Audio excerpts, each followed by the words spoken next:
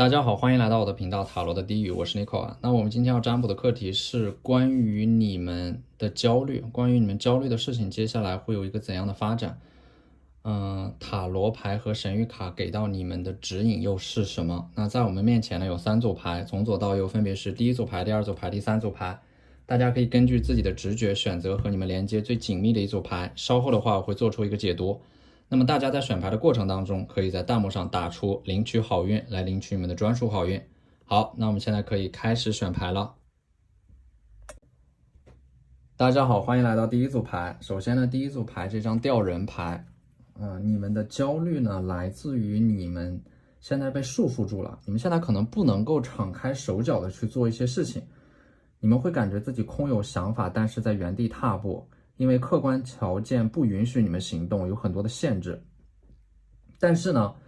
这张牌啊，这个吊人分别在2个不同的世界里边，也就是说，你们既然已经有这种想法了，那么这组牌看到的未来就是你们会想办法挣脱这种焦虑，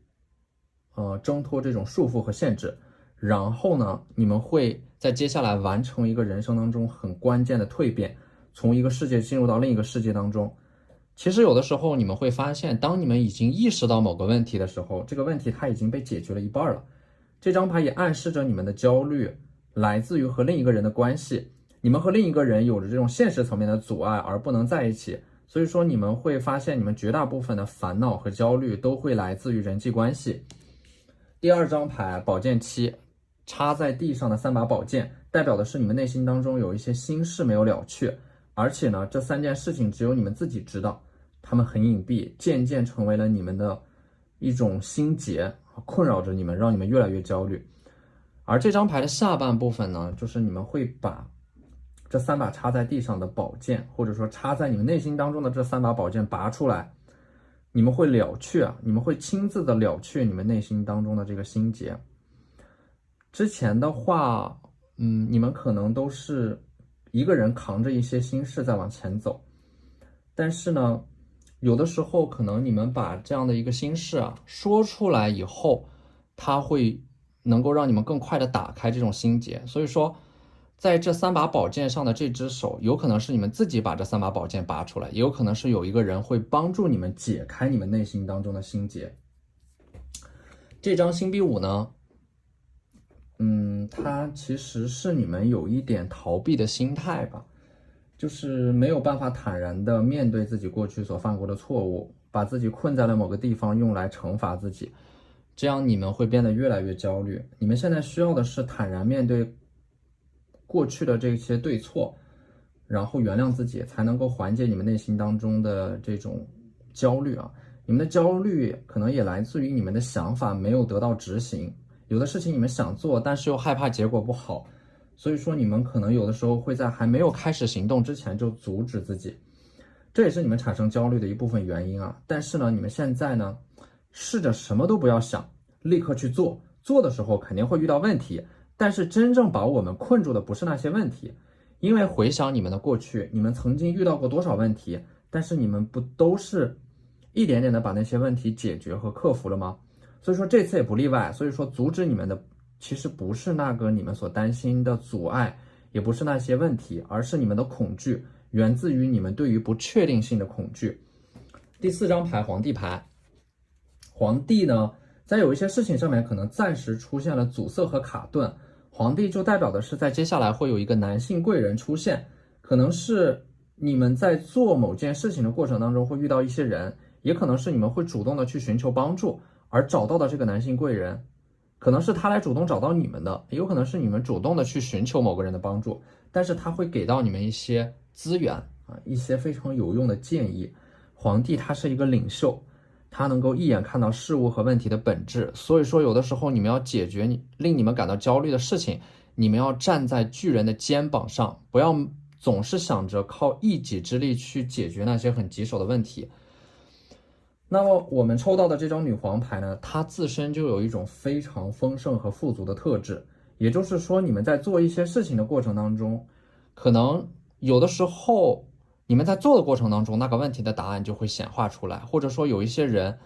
他会莫名其妙的出现在你们的这样的一个旅程当中，来帮助你们解决一些问题。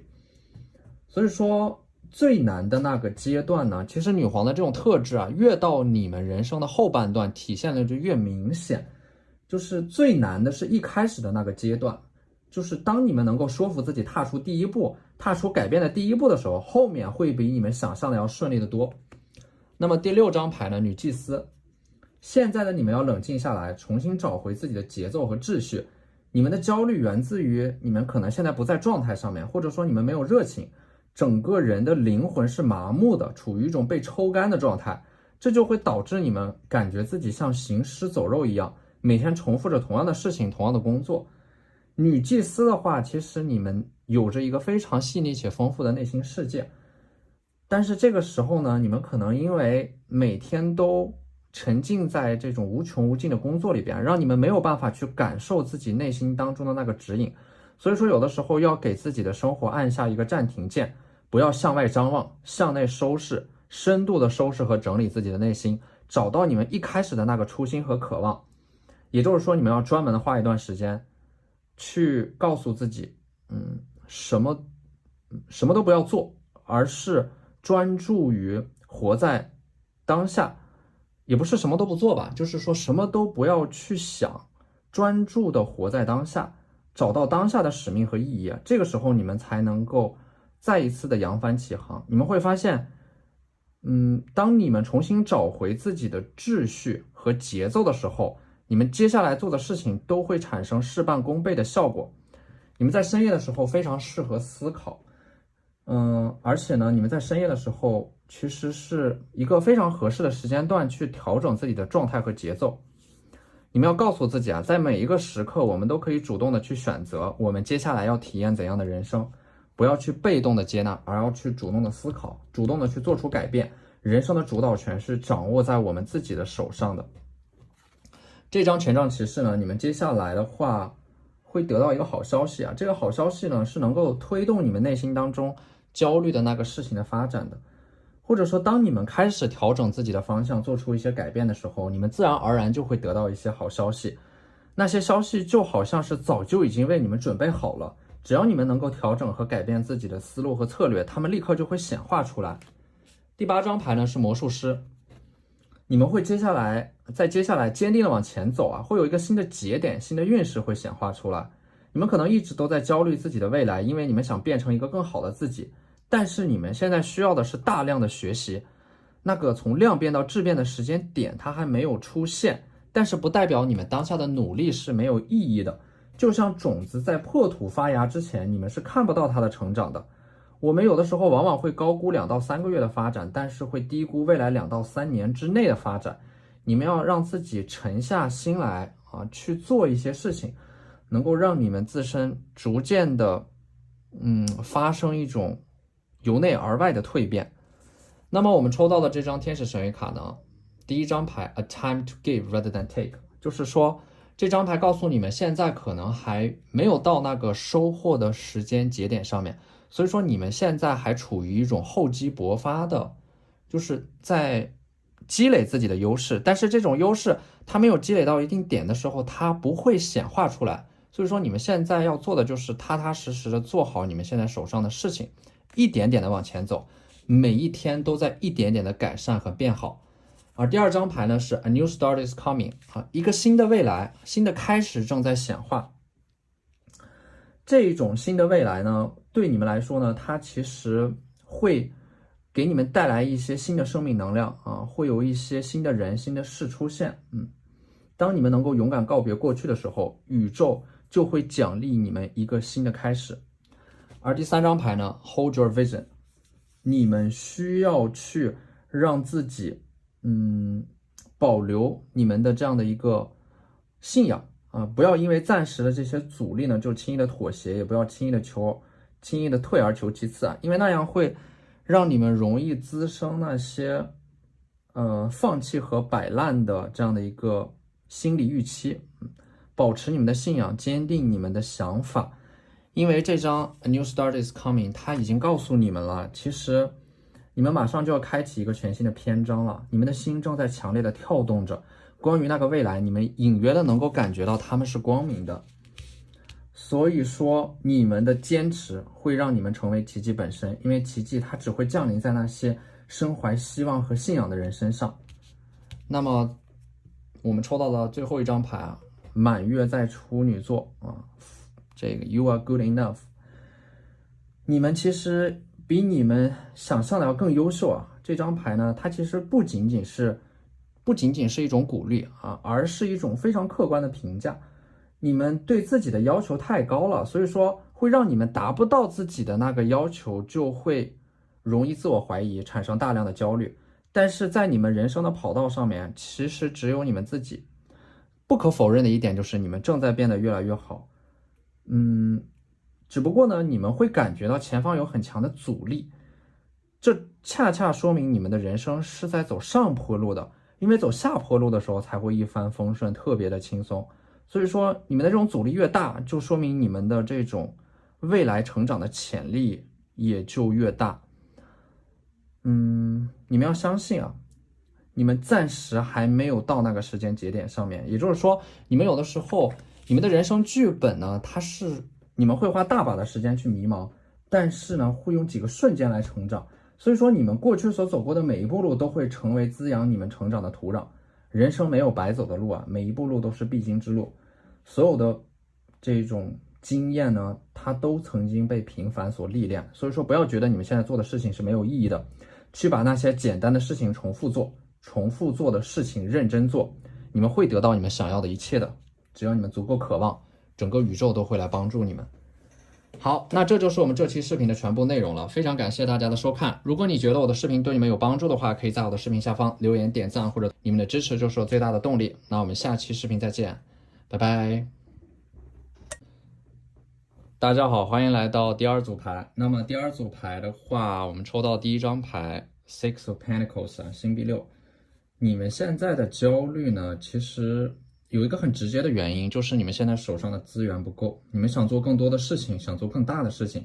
但是你们可能没有足够的人脉，没有足够的支持，又或者没有足够的经济基础。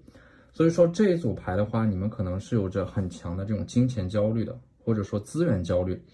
你们在不断的支出，但是收入可能又不足以覆盖你们的支出，这就会让你们感到很焦虑，很没有安全感。第二张牌呢是 Judgment。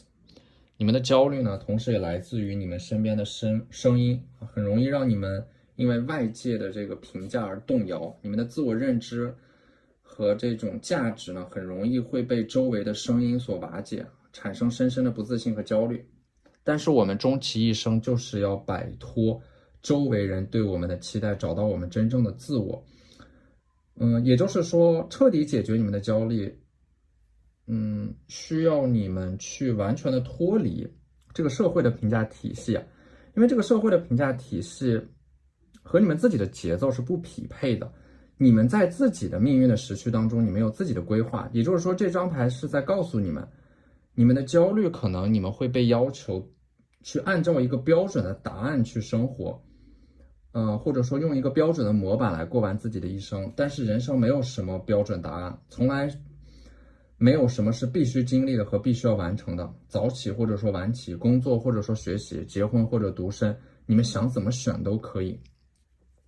包括你们现在所焦虑的这样的一种，你们手上可能没有足够的资源，但是呢，这种资源包括这种财富，它是需要时间去积累的。所以说，你们必须要让自己去拥有一些耐心，变成一个长期主义者。然后一点一点的去积累属于你们自己的这样的一种经验、人生阅历啊。这个时候呢，你们所盼望的一切啊，包括财富啊、人脉啊，那些资源都会一点点的来到你们的身边。第三张牌呢是高塔牌。高塔呢，你们的焦虑啊，其实很大一部分也是由于周围的环境给你们造成的。你们可能处在一种非常压抑的快节奏的环境里边，这会给你们带来大量的焦虑和不安啊，也就是说，你们现在需要去有意识的去摆脱这个环境对你们的干扰。你们排解焦虑的一个很重要的方式，就是找到一种具体的生活，由你们自己去规划这种生活，而不是被一些事情所推着往前走，这会让你们失去内心当中那种最原始的驱动力。而第四张牌呢，宝剑一，宝剑一的话，这张牌其实是代表的你们接下来所焦虑的这件事情，可能你们会找到一个发力点啊，就是你们的焦虑来自于当下有心无力的状态，本质上你们没有找到一个很好的方式去平衡自己的学习、工作和生活，你们需要的是一把宝剑啊，一个强有力的武器和工具，这可能是一个人的协助，能够帮助你们分担身上的压力。也可能是接下来你们会找到一个非常好的方法和策略，能够让你们得心应手的去游刃有余的处理一些事情。那么第5张牌呢是 Five of Cups 圣杯5啊，你们有一种心态就是想要摆烂，但是你们会发现越什么都不做，你们的心就越累啊。不要轻易的放弃自己，也不要轻易的退而求其次，因为放弃和认命它是一条没有尽头的下坡路。你们现在最需要做的就是恢复自己的计划，但是一开始呢，不要把自己的计划和生活，不要让所有的计划都充斥在你们的生活当中，就是不要安排的太满，因为你们现在整体上处于一种待机的状态，你们需要让自己一点点的启动，一开始去做一些很小的事情，然后呢，能够这些小的事情呢，能够立刻给到你们一些反馈，能够立刻的调动你们的这种行动力和热情，然后你们得到的这种正反馈呢，会让你们在接下来慢慢的踏出这个舒适圈。那么这个 Six of Wands 权杖6啊，就是你们会取得最终的胜利，最终的胜利它一定是会属于你们的。只要你们坚信这一点，你们就可以战胜自己的恐惧、软弱、逃避。本质上最后的那个结果呢，最后你们得到一个怎样的结果，就是你们和自己的一种交锋，自我的一种战斗。每一次的战斗和自我博弈，其实都是你们上升的阶梯。所以说要珍惜你们现在的低谷，因为现在的你们能够看到一些你们过去所看不到的真相，听到你们内心当中最真实的声音。未来的你们，当你们回看你们现在所经历的这一段时光的话，你们会感谢现在的自己，没有放弃自己内心当中的梦想，继续坚定的去执行一些计划。你们最终会走出这样的一个困境，而每一次的低谷都是为下一次的崛起而做的准备。那么这张 Handman 吊人牌，包括这一张 Ten of Swords 宝剑十啊，宝剑十就是你们现在手上积攒了非常多的事情啊，身上插满了宝剑，可能你们整个人都有一点即将要崩溃，或者说已经崩溃的感觉。那么这张牌呢，病来如山倒啊，病去如抽丝。你们现在不要想一口气把那些问题全部解决掉，要一点一点的来，一点点的抽丝剥茧，慢慢的拆雷，把那个大的问题分割成无数个小问题。包括我们抽到的这张牌 Baby Steps 啊，也就是说每次前进一小步，一点点的去靠近那个目标，一点点的去解决那个问题。不要想一口吃成一个胖子，不要想走什么捷径，踏踏实实的做好你们手上的每一件事情，就是最快的捷径。这张吊人牌，它意味的是你们即将从这种束缚当中挣脱出来，你们会来一次这种能量的净化，去释放和疗愈自己。有些事情暂时没有办法解决，有些事情、有些问题反反复复的出现，这都不是你们自己能够选择的。你们要做的就是兵来将挡，水来土掩。出现什么问题就去解决它，但是不要过度的焦虑于未来，不要过度的还没有在那些问题出来之前你们就去焦虑它，那样只会阻碍你们的行动力。用这种心态去直面你们的人生啊，就没有什么不能克服的问题和困难。那么我们抽到的这几张宇宙神谕卡呢，也是给到你们的一些指引啊，来处理和应对你们所焦虑的那件事情和你们焦虑的心态。那我们抽到的这张 Double Mission，它就是一种不要在一件事情上面死磕，你们现在需要做2手准备，不断的切换你们的身份和能量。在这个切换自己身份和能量的过程当中，劳逸结合，能够让你们举一反三，就是不要钻牛角尖，不要在一个问题当中钻进去就走不出来了。有的时候有些问题没法解决呢，是因为时机未到，所以说你们要 trust the timing 啊，相信你们有自己的命运的时区啊，一切皆有定数，一切都是最好的安排。接下来的话，可能命运会给你们的人生注入一些新的生命能量，一些新的人和事会出现，能够给到你们一些启发和思考。第4张牌 Forge Don't Follow，不要被身边的人所影响。有的人可能现在比你们走得快，是因为他们占到了时间的便宜，他们做这件事情可能比较早，所以说他们做得比较好，走得比你快。但是你们有自己的节奏，你们有自己的时区，你们有自己命运的剧本，你们需要按照自己的计划一步步来，不要跟随啊，你们要去 forge， 你们要去开创和主导属于自己的人生，然后你们所盼望的一切就会一点点的来到你们的身边。好，那这就是我们这期视频的全部内容了，非常感谢大家的收看。如果你觉得我的视频对你们有帮助的话，可以在我的视频下方留言点赞或者你们的支持就是我最大的动力。那我们下期视频再见，拜拜。大家好，欢迎来到第3组牌。首先呢，第3组牌的第1张牌就是圣杯8。你们正在，或者说你们即将一个人踏上一个孤独的旅程啊！你们的焦虑可能来自于你们现在暂时还看不到未来的方向，但是呢，实在迷茫的时候呢，就干脆先不要去想那么多，因为你们越想越容易被负面的情绪淹没，不如就先把眼前的事情做好，把之前计划的事一一做到，按时吃饭睡觉，坚持锻炼，把每一个时刻都用行动去填满。即使你们还没有成为很了不起的人，但是你们也是在慢慢的往前方，往你们设想当中的那个目标在一点点的靠近。就是未来本来它就是迷雾当中那条隐约可见的道路，所以说你们在往前走的过程当中，你们才能够看到前方的路，而那些空虚、迷茫和焦虑的背后啊，可能也是你们还没有找到真正的自己。就是你们不知道自己是谁，不知道自己的未来在哪里，不知道如何平衡做自己和守规矩之间的这种关系。但是呢，当你们能够有勇气去踏上一个新的旅程啊，这意味的是你们所焦虑的那些问题，其实正在你们看不到的那些地方一点点的被解决掉。所以说这张宝剑3呢，它其实代表的是你们在接下来会爆发出非常大量的这样的一种行动力，以3倍的效率啊去解决掉一些你们之前一直拖着没有做的事情。你们越是在紧要的关头，就越能够爆发出自己的能量和潜力。也可能是在这段时间背后有一个人在推着你们往前走，在不断的鞭策你们。这张宝剑7呢，宝剑7的话，你们现在整个人的这种能量、情绪可能处在一个阶段性的低谷当中。你们在低谷的时候呢，就要把自己蛰伏起来，降低预期啊。你们可能时间和精力都用在那些最重要的事情上面，